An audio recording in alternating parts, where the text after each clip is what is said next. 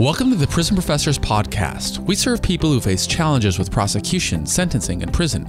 My co-founders are Sean Hopwood and Justin Paperny. My name is Michael Santos. We create digital content and our team offers individual consulting services. We also assist agencies that want to improve outcomes. To learn how we can help you, text the word Prison Pro to 44222.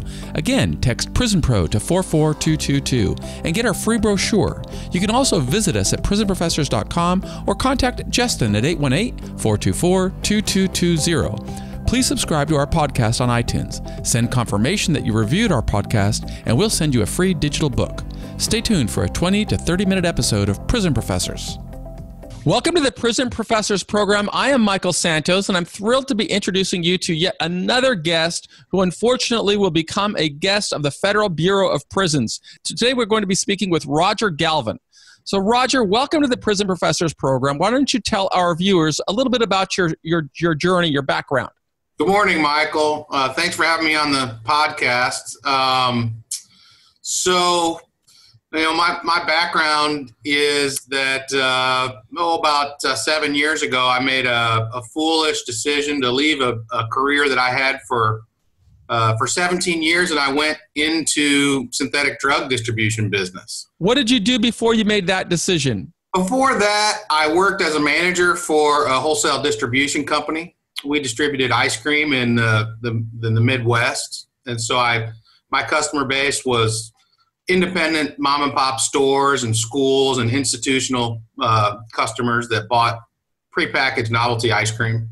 And how does somebody who's working in that industry, in that business, find himself learning about synthetic drugs? Well, a close friend of mine had that I also worked with in the same distribution business had left and gone into the manufacturing of what was then called K2, fake marijuana. And strangely enough, the customer base overlapped with the customer base that I had been dealing with for over a decade. And that's small liquor stores, mom and pop stores, corner grocery stores, gas stations, that sort of thing. And so I had a relationship with a lot of the people that were beginning to distribute those products. And so you were not a drug user, is that correct? No, I was. Oh, you were a drug user? Yeah, most of my life I was a marijuana alcohol smoker, and as I did get into that distribution business, I began experimenting with some of those other drugs as well. Did you have ever any experience with the criminal justice system before, or was this, in your eyes, just business as usual? No, this was new. When I was a kid, I had a few scuffles and a few things that happened. Nothing serious. I'm talking juvenile, curfew stuff and that kind of thing. But I'd been essentially a law-abiding citizen other than my marijuana use, and lived in the same home for 20 years, same job for 17 years. Paid taxes every year. Was married. Just living a normal life. So just a totally legitimate citizen, but finds an opportunity, decides to seize that opportunity, and then unfortunately the criminal justice system came knocking. How did they become aware of you?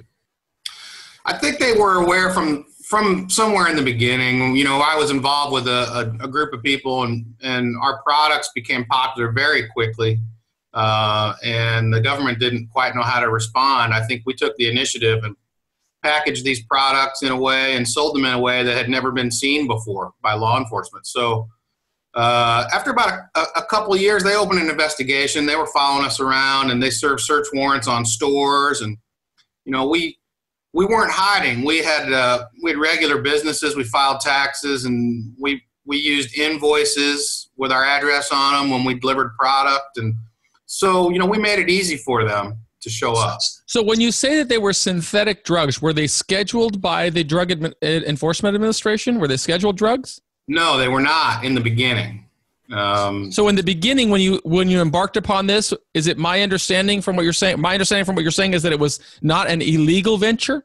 We all thought so, but in retrospect, I realized it really wasn't, because these products were marked not for human consumption on the packaging. And although I knew certainly that these products are being used for people to get high with, we denied that in our marketing. And immediately that was an FDA violation. That's mislabeling, introducing a mislabeled product into commerce. And so it actually was illegal from the beginning. But as time went on, they scheduled these drugs onto the schedule. Can I ask if you sought counsel when you were considering getting into this venture? Did you seek an attorney's letter of opinion or advice from counsel to determine whether you had any exposure to criminal prosecution? No, I didn't at all. I was too excited and too greedy to move forward and do it that way. But about 9 months in, I had an opportunity to reach out and get a lawyer when some detectives knocked on my door one morning. One moment before we get into the detectives knocking on your door, you mentioned the FDA. Is your case a result of a FDA violation, or is it a drug case? Both. Okay, so they brought two different types of statutes against you. You said the detectives knocked on your door. Tell us about that. Well, they had served a search warrant on a store that was one of my customers.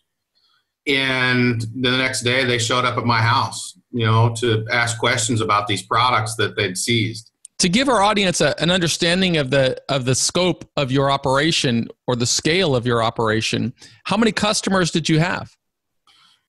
Probably around between 50 and 75, through the end, but they were spread out through the Midwest and as far to the East Coast and even out west a little bit. So 50 to 75 customers who are regularly receiving invoices. Could you tell us a little bit about what the government may have said your monthly revenues were, or the revenues that flowed from this operation? Well, they quickly grew, from a few thousand a week, up to, I was involved with a group of people, but towards the end, it was $250,000 a week or more. $250,000 a week. So it grew to a sizable distribution system, what sounds like a pretty strong network in place. And then the detectives came knocking on your door. And what kind of questions were they asking? Well, they wanted to know what I knew about these drugs. But, at that time, I was not willing to admit that what I was doing was illegal. I really buried my head in the sand, and I only tried to collect information that would support my rationalized beliefs that what I was doing was right.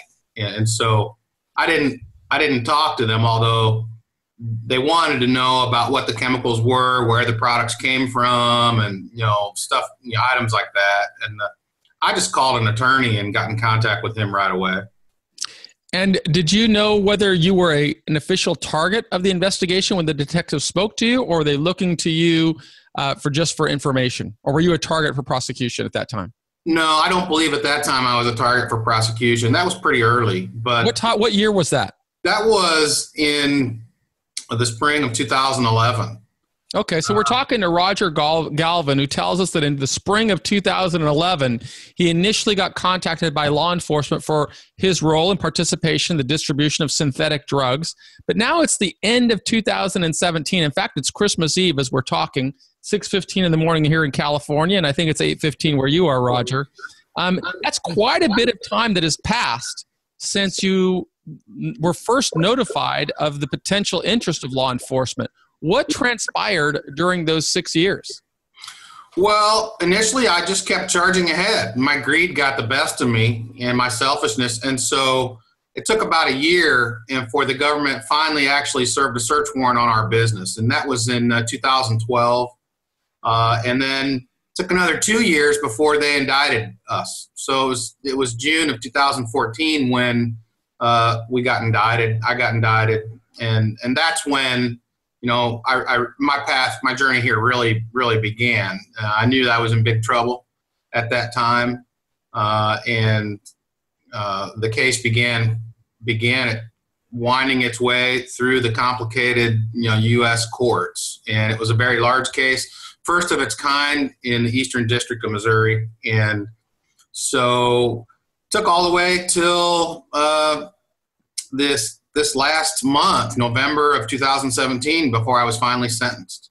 So that's a really interesting point for our listeners of the Prison Professors podcast, is that although an individual can learn that he's the target of a criminal investigation and actually face an indictment, many years could potentially pass before you cross into the sanction phase of the journey. For Roger, that was 3.5 years. And I got to ask you, Roger, what has life been like while living under indictment for 3.5 years? Difficult, to say the least. The first 8 months, I think, were just unbearable. I really fell into a pit of despair. Shame overcame me. I was arrested publicly. It was in the paper. I was, on camera. How did that affect your other career and your family relationships and your relationships with other people when you were initially in the newspaper and all? People were shocked, I think, and disappointed. Some of my close friends knew what I was doing, but we didn't think it was going to lead to that kind of a result. There was just a lot of shock, disbelief, disappointment, embarrassment, and on my part, a lot of shame. And so that's what I was going through the end of 2014 and most of 2015 until I had to get some help. I had to kind of try to climb myself out of that pit of well, and that's when I kind of came across you and Justin. So before you came across Justin and me, you, I'm sure, had a defense attorney. Tell us a little bit about your relationship with the defense attorney and how much of an investment the defense attorney made in preparing you for the challenges that you would be facing.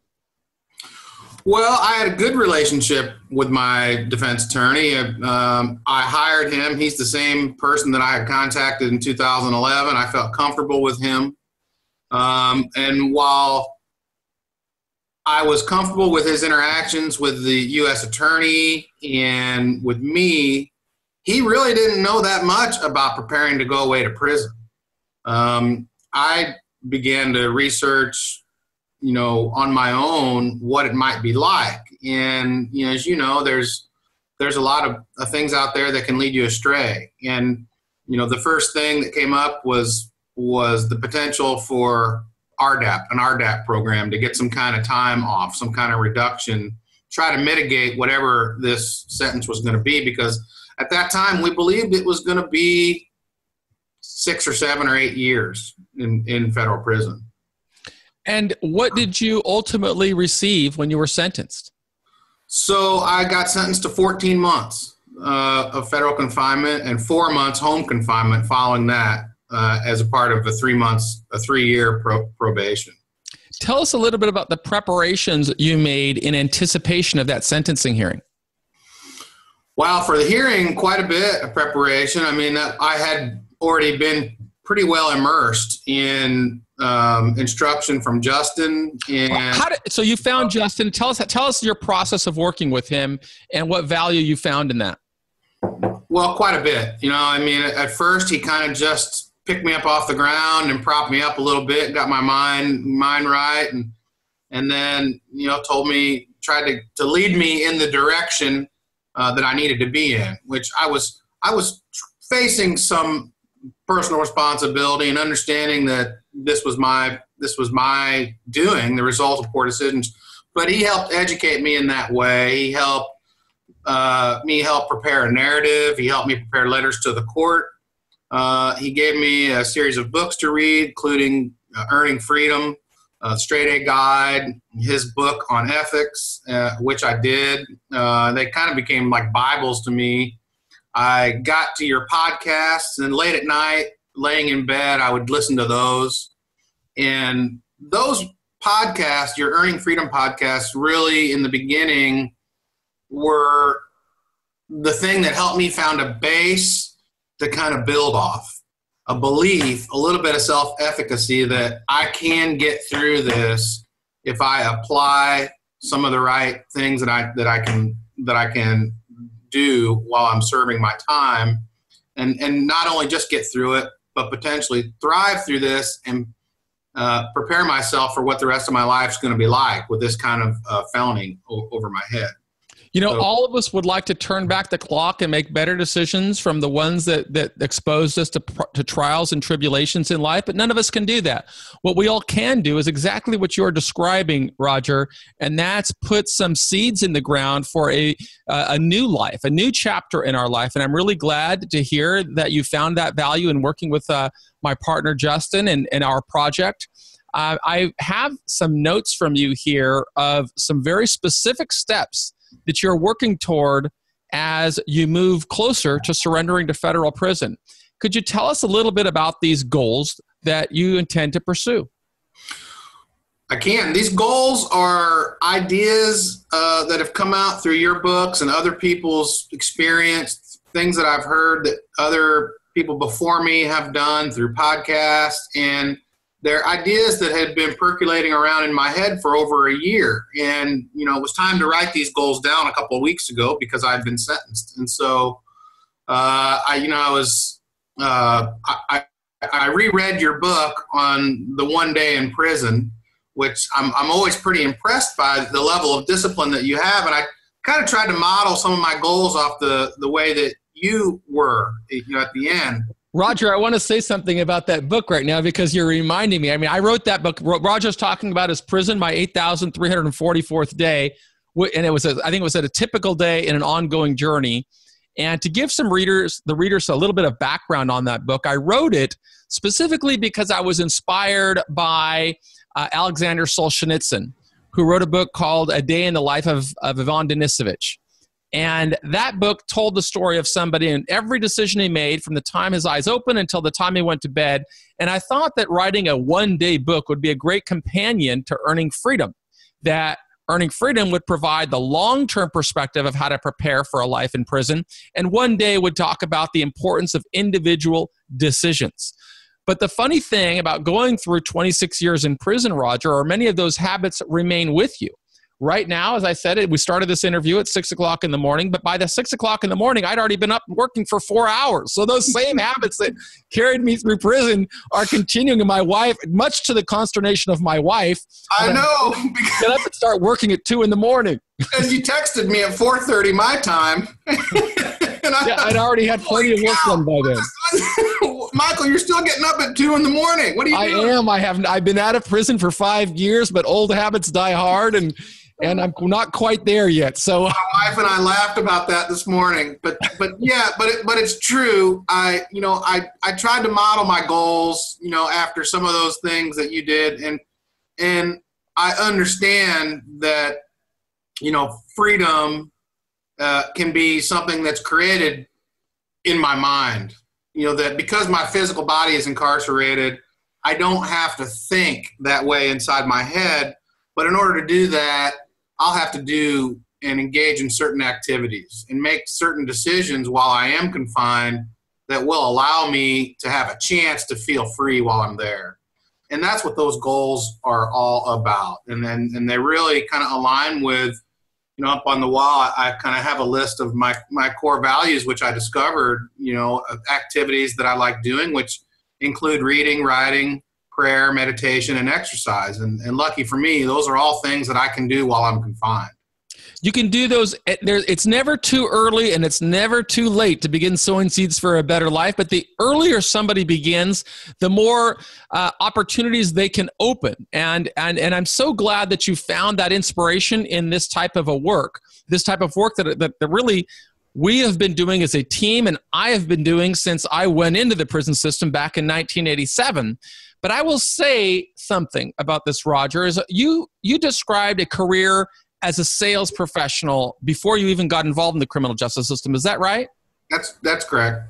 And as a sales professional, I've got to assume that you went out and looked for guidance and mentoring, whether from people that you might meet in seminars or books that you might read. I know a very popular author in that space is Zig Ziglar, or other people. Were there some people that were inspiring you or networking around about how to pursue best practices in sales that advanced you in your career? Yeah, I think I always liked reading inspirational books and that kind of thing, and I probably looked to sports figures. But I'm not sure that I focused in on it as much as I am now in my life. And part of that was out of necessity. You know, I mean, I had a pretty good marketing skill for what I was doing and developed that.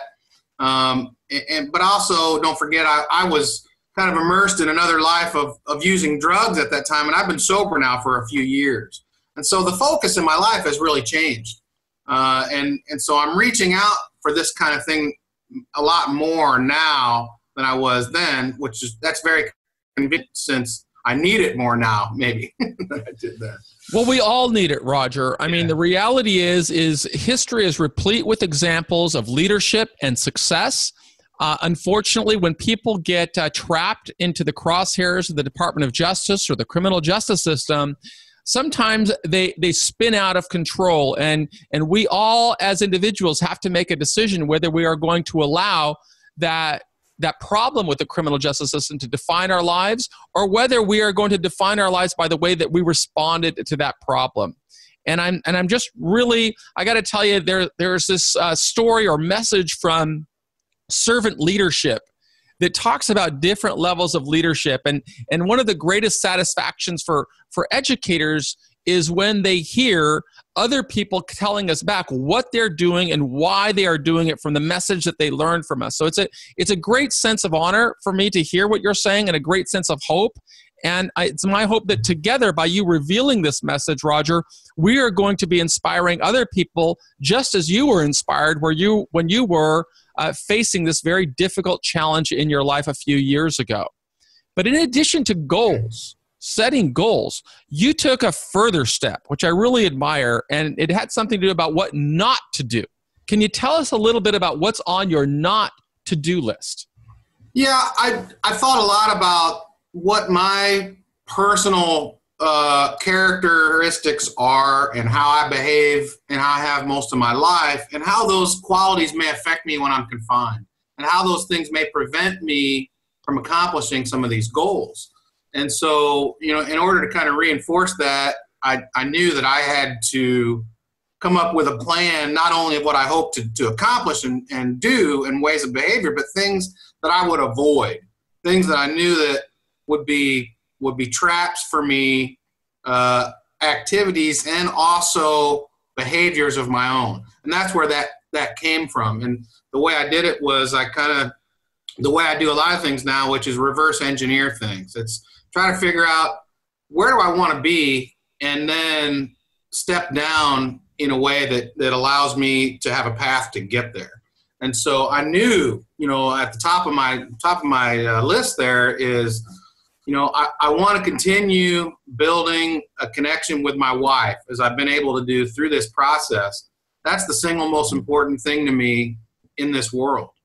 And I knew that would not happen if I was constantly putting expectations on her while I'm in prison, and she's here at home without me running the household and dealing with all the regular pressures of life. And so that's how my list kind of started out. How will I need to behave in order to continue thriving in my relationship with my wife, and then follow that along with the rest of my family, the community, and all the people that have been supporting me through this process. So one of the things that we try to do with the Prison Professors podcast is let people see a different perspective. Many people in society have an abundance of information regarding the sensational of prison, about how it can lead to a recipe for failure. But with us, we like to profile people like you who have adopted and embraced this strategy of visualize the best possible outcome, create a plan that'll help you get there, set priorities in place so that you know what you have to do today in order to advance new opportunities tomorrow, and then execute the plan every single day. That is the essential message that we are striving to teach. And so during these, as we move to the latter minutes of this podcast interview, what I'd like to ask you now, Roger, is what's the best possible outcome? What is it? What kind of life do you anticipate when you put your experience in the prison system behind you and embark upon this journey on supervised release in the federal system? And then hopefully working towards early termination of supervised release and moving on with your life with this being a part of your past? What's the best outcome for you? Well, the best outcome for me is coming out of this whole process with a stronger connection with my wife. I have a couple of small businesses that we didn't talk about. It's a couple of delivery companies that work in this St. Louis regional area. And how will you continue to operate those businesses while you're in prison? I have a couple of plans in place, and so they're very small. I have about 3 people that work for me, and my wife will help, and I have a couple of other people in key places. So a lot of delegation, mainly, and just coming up with simple ideas. Each person has a little list that I've made, what things that they're supposed to do, and so I'll put that plan in place and hope for the best there. And so the best possible outcome for me will be able to come out of prison, have my businesses still in place, continue to work in those. But I've always been interested in writing. I've journaled a lot in my life, and I hope to be able to use that time to hone my writing a little bit and somehow use that experience there to help other people through writing in some way. And so you don't have to wait until you get out of prison to do that. You can start writing, and we'd love to publish your writing right on the Prison Professor's website, where we have guest writers from prison. And one of the ways that you could especially be helpful to other individuals is, as soon as you get to your prison, go write one of the reviews, so that we could learn about what you're experiencing with regard to your reaction to the food, to the educational programs, to the recreational programs, to the housing environment, to the type of people you're around.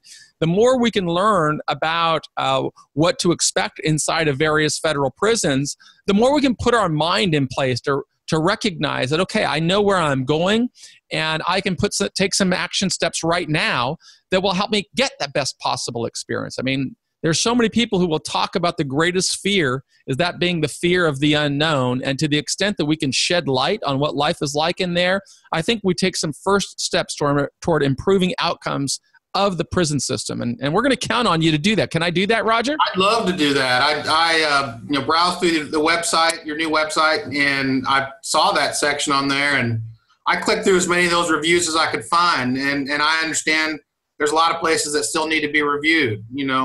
I guess it's my wish that they all don't get reviewed secretly, but I understand that they need to be.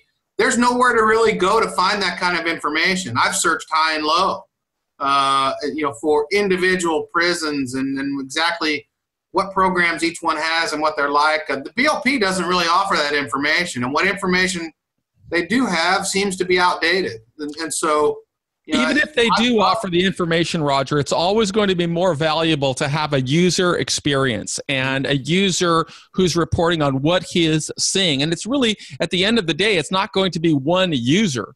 It's going to be the more people that you could inspire to write and share their stories. That's when you really move toward building a community of knowledge and a library of information that can truly scale and help more people recognize, wait a minute, I'm going into prison, but it doesn't have to disrupt my entire future. I can begin sowing seeds for a better outcome, and I think that people will find that message in your story, and we absolutely would be honored to have you as a guest writer, and we'd encourage you to find others who are serving time with you to find the therapeutic value that comes from writing and recording and describing experiences. I'd love to do that. I really would love to do that. I through this process, I went from, just real quick, I went from disbelief, shock, shame, trying to figure out, oh my God, how am I going to survive in prison? I'm going to lose my businesses, my wife, my home. I was in a complete state of hopelessness. I went from there all the way through this process to where I'm getting ready to surrender. And now I understand that I don't have to worry about a lot of that stuff. I can actually focus on not only surviving, but thriving through this process and coming out in a better position than I was before this whole thing started. And, there's, unintended consequences and intended consequences from every decision. And some of the unintended consequences of me being indicted are actually positive. They're showing now, a couple of years later, to be positive things that have developed in my life. And so I expect those unintended consequences to continue coming down the road. It's a very hard to describe experience coming from where I was a couple of years ago to the state of mind that I am now as I get ready to surrender. And, you know, if I can do it, I know other people can do it. And so far, my experience has been trying to figure out how to live my life under indictment and living in the fear of what my sentence was going to be. And so now I'm going to get to, get some experience through the rest of this process, which, strangely enough, I'm eagerly looking forward to rather than dreading it, because it's the beginning of the next process and I'll get to move on.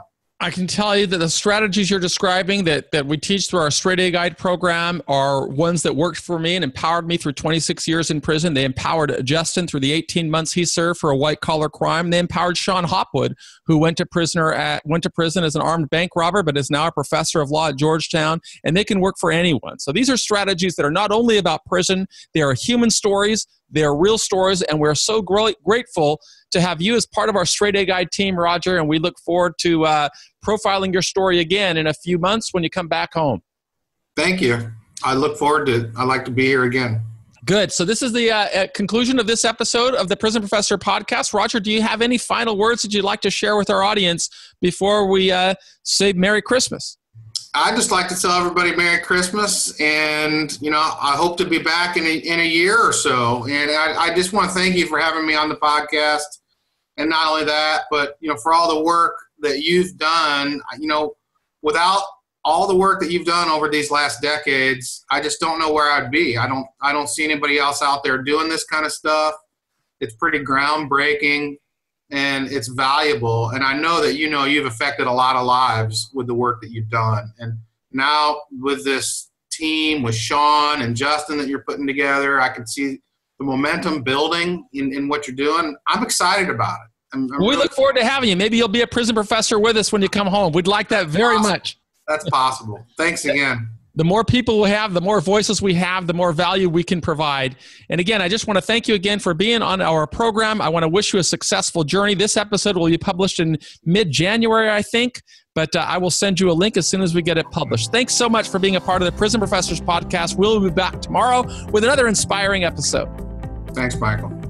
If you're finding value in these Prison Professors podcasts, please subscribe to us on iTunes, rate the show, leave us a review, and visit us on YouTube and like us on Facebook as well. We are striving to provide as much information as we can to improve outcomes of the criminal justice system.